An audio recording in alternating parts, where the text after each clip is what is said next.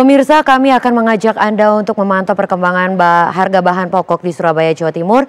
Sudah ada rekan kami, Farah Manhila, yang saat ini akan melaporkan langsung informasinya untuk Anda. Farah, silakan informasinya.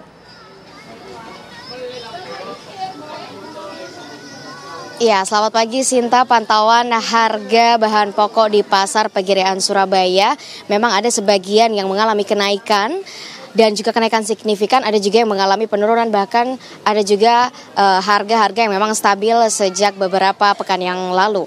Dan untuk beberapa bahan pokok yang mengalami kenaikan ini ada bawang putih, cabai, ada juga jahe, kentang, dan beberapa komoditi lainnya. Dan untuk mengetahui informasi lebih lengkap terkait komoditi atau bahan pangan, bahan pokok yang ada di Pasar Pegirian, kenaikannya sejauh apa, saya sudah bersama dengan Ibu Jipon, salah satu pedagang di Pasar Pegirian Surabaya. Assalamualaikum Ibu. Waalaikumsalam.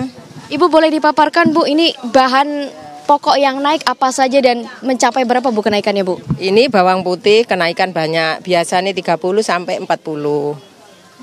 Kalau lombok ini agak naik sedikit, lombok rawit 38, biasa kan 20. Kalau lombok besar 30, kalau tomat itu cuma 8.000, kalau bawang merah itu cuma 23, biasanya kan sampai 30, 35, sekarang turun 23.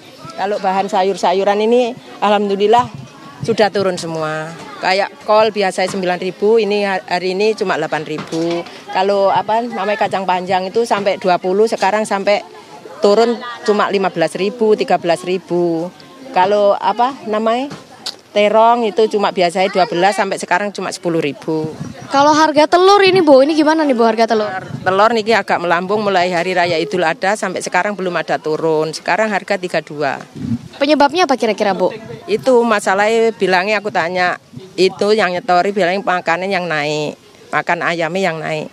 Tapi kalau harga daging ayam berapa Bu sekarang Bu? Daging ayam sekarang ada yang 30, ada yang 28, ada yang 35. Tidak sama kok jualnya. Turun banyak. Kemarin waktu hari raya Idul Adha kan sampai 45. Berarti ini ada perbedaan ya Bu, harga ayamnya turun tapi harga telurnya malah naik, melambung tinggi. Penyebabnya kira-kira apa? Dari makannya jagung itu kan hari ini mahal. Jagung itu harga 5.000 sekarang sampai 7.000.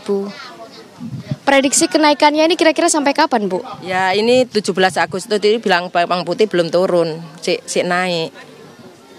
Yang sering dikeluhkan pembeli kira-kira apa Bu? Ya kayak telur, kayak kentang, kayak bawang putih itu kok harganya kenapa kok melambung harga segini? Mungkin panennya sana agar berkurang gitu.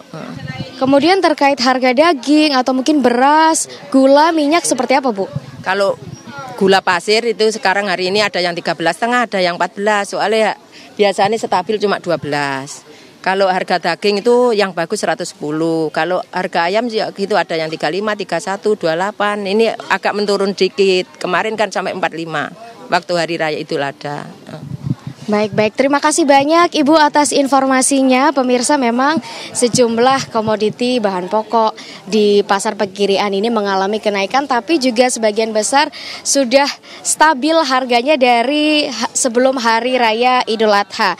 Beberapa bahan pokok yang memang harganya cenderung stabil ini ada cabai besar, ada bawang merah, minyak goreng, dan juga harga sayur mayur yang cenderung stabil. Perkiraan kenaikan harga telur yang memang sampai sekarang masih melambung tinggi sejak hari raya Idul Adha ini sampai hari kemerdekaan Republik Indonesia pada 17 Agustus besok. Demikian informasi dari Pasar Pegirian Surabaya. Sinta.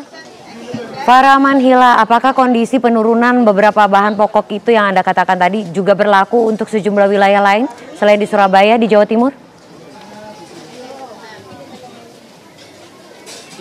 Baik, memang untuk harga sejumlah bahan pokok di wilayah Surabaya ini kurang lebih sama ya, tidak ada perbedaan yang signifikan baik itu di Pasar Pegirian maupun di pasar-pasar lain di wilayah Surabaya. Namun kendala yang memang dialami oleh para pedagang meskipun harga bahan pokok ini turun adalah kurangnya pembeli di hari-hari ini karena memang baru saja ada kenaikan sekolah, perbedaan semester, banyak siswa yang baru masuk sehingga dugaan ya alokasi dana yang digunakan oleh masyarakat ini cenderung untuk pendidikan anak dibandingkan untuk konsumsi sehari-hari. Sementara itu Sinta.